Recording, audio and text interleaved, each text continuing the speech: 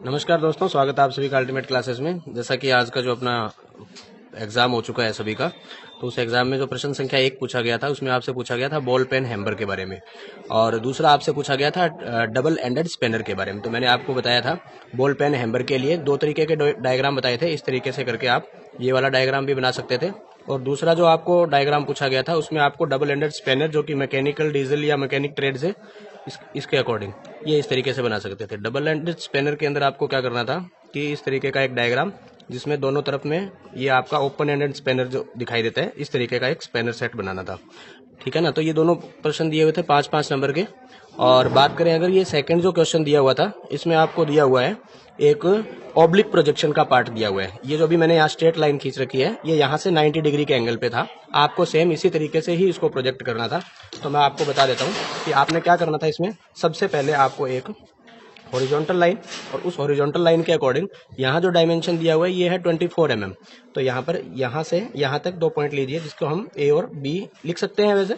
और अगर आपको वैसे ही मेंशन रहेगा तो ये 24 mm का एक लाइन 45 डिग्री का जो अपना सेट स्क्वायर होगा, इसी सेट स्क्वायर से हम ये जो दूसरा आप लाइन देख रहे हैं, ये लाइन यहाँ से ये 45 डिग्री पे होगा। इसका आइसोमेट्रिक प्रोजेक्शन नहीं बनाना था, ध्यान दीजिएगा। इसका आइसोमेट्रिक प्रोजेक्शन नहीं बनाना था, इसका बनाना था कौन सा प्रोजेक्शन? Oblique projection. ठीक है ना। तो ये आपको दिया गया था कितने नंबर का? 10 नंबर का आपके जो एग्जाम में था। ठीक है।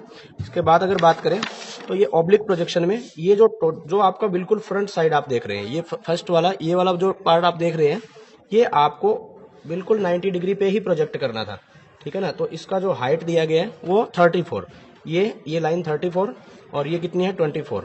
तो एक 24 इंटू 34 का एक रेक्टेंगल बनेगा। उसके बाद में ये जितने भी आप लाइंस देख रहे हैं, ये वाली लाइंस है या ये वाली लाइन है, जो भी ये अपनी लाइन होगी कितनी डिग्री पर? 45 डिग्री के एंगल पर होगी, ये वाली लाइन भी और ये वाली लाइन भी। इस तरीके का ये एक बॉक्स तैयार करना था। फिर इसी के अंदर का जो पार्ट है, ये वाला पार्ट भी आपका इसी के अकॉर्डिंग तैयार होगा, जो भी इसका डायमेंशन दिया गया था इस डायमेंशन के अकॉर्डिंग। और यहाँ जो सर्किल देख रहे हैं, कुछ बच्चों को ये डाउट आ रहा है कि सर ये जो सर्किल है ये एलिप्स बनेगा या ये सर्किल जो है ये जैसे अपने नॉर्मली सर्किल बनाते हैं वैसा ही। तो बिल्कुल सेंटर पॉइंट लेना था यहाँ पर एक, और इसका जितना भी आपको रेडियस दिया गया है, जैसे इसका 5 दिया गया है, कितना व्यास दिया गया है 15 mm, तो आपने इसका रेडियस लेना था 7.5 mm, और 7.5 mm का एक सर्किल बनाना था, ना कि इसका एलिप्स बनाना था।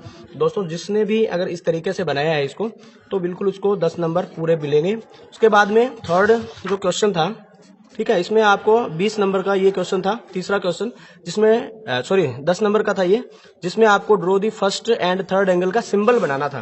कल की वीडियो में ही मैंने आपको बताया था कि फर्स्ट एंगल और थर्ड एंगल के सिंबल कैसे बनाए जाते हैं। ठीक है ना। ये मैंने आपको बताया था थर्ड एंगल के लिए इस तरीके से प्रोजेक्ट करना था। लेकिन इसमें क्वेश्चन में जो आपको डायमीटर दिया गया था वो कितना दिया गया था? 40 mm। तो वैसे तो हम इसको फ्री हैंड बनाया करते थे, लेकिन ये इसने डायमीटर दे दिया कितना? 40 mm। तो इसके लिए मैं आपको थोड़ा सा बता देता हूँ कि सबसे पहले आपको एक सेंटर लाइन ड्रॉ करनी थी। उसके बाद में ये जो बड़ा डी है, ये जो बड़े सर्किल का व्यास है, ये दिया गया है आपको कितना? 40 mm। और जो छोटा सर्किल होगा ये इसका हाफ हो जाएगा, यानी मैं यूं कह सकता हूँ small D equal to d/2, मतलब इसका आधा हो जाएगा। तो अपने इसको 20 mm लेंगे। तो इस सर्किल पे, इस पॉइंट पे हम प्रकार रखेंगे और एक छोटा सर्किल बनाएंगे। ठीक है, जिसका व्यास होगा, ये छोटे वाला सर्किल है, इसका व्यास 20 होगा। बड़ा जो सर्किल बनाएंगे इसका व्यास 40 होगा। फिर इसी सेंटर से कुछ दूरी छोड़ करके, मान लीजिए ये सेंटर लाइन में यहाँ बढ़ा देता हूँ, तो इस सेंटर से कुछ दूरी का मतलब कितना हो जाएगा? 1.25d। 1.25d कितना हो जाएगा? आप देखो, 40 गुना 1.25, यानी इसका अगर 1.25 करेंगे तो ये अपना 50 mm हो जाएगा। ठीक है, इसको कैलकुलेट कर सकते हैं आप, पॉइंट हटा करके ये सब करेंगे तो आप 50 mm होगा। इस सेंटर लाइन से 50 mm के बाद एक लाइन खींचना था, वो लाइन इस छोटे वृत्त के व्यास के बराबर। तो छोटे वृत्त का व्यास कितना है? 20 mm। तो यहाँ से ये 20 mm साइज हो जाएगा। बड़े सर्किल के अकॉर्डिंग यहाँ प्रोजेक्शन करेंगे हम यहाँ से यहाँ तक। अब यहाँ से जो नेक्स्ट जो डिस्टेंस होगी वो डी दूरी पर होगी, और डायमीटर कितना है अपना? 40 mm। तो यहाँ से 40 mm की दूरी पर ये एक लाइन ड्रॉ करेंगे। ये लाइन का जो माप होगा वो अकॉर्डिंग टू दिस सर्किल, इस वृत्त के अनुसार होगा। यहाँ से ये लाइन यहाँ तक, और इसके अकॉर्डिंग अगर प्रोजेक्शन करेंगे तो ये आपका यहाँ पर ये सिंबल बनेगा। देखो, तो ये इसका बिल्कुल क्लियर डायमेंशन है आपको।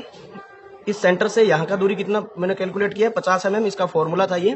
तो मैंने आपको पहले कभी नहीं वीडियो में बताया था, क्योंकि ये जो प्रश्न पूछा गया है इस बार पेपर को आसान बनाने के चक्कर में इस तरीके का ये पूछा गया। और इसके बाद बात करें फर्स्ट एंगल प्रोजेक्शन की, तो फर्स्ट एंगल प्रोजेक्शन में मैंने आपको यही सिंबल सेम बनाना था, सिर्फ ये जो सर्किल वाला पार्ट है वो इसके यहाँ बनाना था, ये इस तरीके से, बस ये इतना काम करना था। उसके बाद बात करें तो एक ऑब्जेक्ट दिया गया था जिसमें आपको ड्रॉ करने थे front view, side view and top view, और एंगल मेंशन किया था तो आपने एंगल के अकॉर्डिंग बनाना था। और अभी अगर इसकी बात करें तो फ्रंट से देखेंगे तो दोस्तों इसका फ्रंट व्यू ऐसा दिखेगा, ठीक है ना। सामने से देखने पर ये जो ऑब्जेक्ट है इसका फ्रंट व्यू है इसका ये सर 25, ये अपना इसके अंदर हो जाएगा कितना 10 mm, और ये 15 mm इसका जो साइज है अंदर वाले भाग का। इधर से भी 5 mm और इधर से भी 5 mm, नीचे से भी 5 mm दूरी छोड़ करके। साइड व्यू की अगर बात करें तो साइड व्यू कुछ इस तरीके का बनेगा इसका। इसके अंदर 2 कोने दिखाई दे रहे हैं, इन कोनों के लिए यहाँ से अगर अपने लाइन प्रोजेक्ट करेंगे तो ये अपनी लाइन कौन सी हो जाएगी, हिडन लाइन के तौर पर इसको हम यूज करेंगे। अब अगर बात करें इसके टॉप व्यू की, तो इसका जो टॉप व्यू बनेगा, मैं थोड़ा साइड में यहाँ बना देता हूँ, ठीक है ना। तो इसका जो टॉप व्यू बनेगा वो टॉप व्यू हमारा होगा इस प्रकार से, इसमें भी 2 हिडन लाइनें होंगी टॉप व्यू में, ठीक है ना। अभी मैंने इसको कोई भी एंगल के अकॉर्डिंग नहीं बनाया है, मैंने आपको सिर्फ थोड़ा सा रफली ये बताया है कि इस आज के प्रश्न पत्र का जो भी ओवरव्यू है वो डाला है, तो आप अपना मैच कर लीजिएगा आपने क्या बनाया क्या नहीं बनाया। Have a nice day from my side. आज के लिए इतना ही है दोस्तों।